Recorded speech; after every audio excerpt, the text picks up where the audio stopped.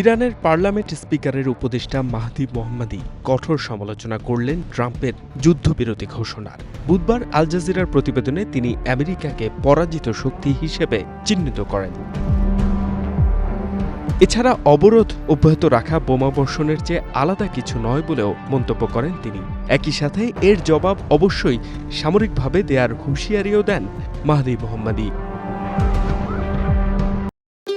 ভবিষ্যৎ হোক নিরাপদ, বিনিয়োগ হোক বিশ্বস্ত, আর আমার পছন্দ সল্ট বে।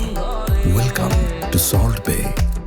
তিনি আরও বলেন, ট্রাম্পের যুদ্ধবিরতির মেয়াদ বাড়ানো নিশ্চিতভাবেই একটি আকস্মিক হামলার জন্য সময় কেনার অপকৌশল।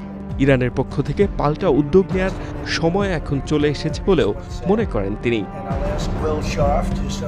মূলত ইরানের সাথে চলমান যুদ্ধবিরতির মেয়াদ বাড়ানোর ঘোষণা দেয় ডোনাল্ড ট্রাম্প। সামাজিক মাধ্যম ট্রুথ সোশ্যালে দেয়া এক বিবৃতিতে তিনি বলেন, পাকিস্তানের অনুরোধে ইরানের সাথে যুদ্ধবিরতির মেয়াদ বাড়াতে সম্মত হয়েছে আমেরিকা। এরপরই এমন প্রতিক্রিয়া আসে ইরানের পক্ষ থেকে। এদিকে তাসনিম নিউজের বরাত দিয়ে আল জাজিরা জানায়, পাকিস্তানে আয়োজিত আলোচনায় অংশ নিতে অস্বীকার করেছে ইরান। সাম্প্রতিক দিনগুলোতে আমেরিকা তাদের অযৌক্তিক দাবি থেকে সরে না আসায় এই সিদ্ধান্ত নেওয়া হয়েছে বলেও উল্লেখ করা হয় প্রতিবেদনে। যার ফলে বর্তমান পরিস্থিতিতে আলোচনায় অংশগ্রহণ করা কেবল সময়ের অপচয় বলে মনে করে ইরান কর্তৃপক্ষ। H M Ataullah, one international desk.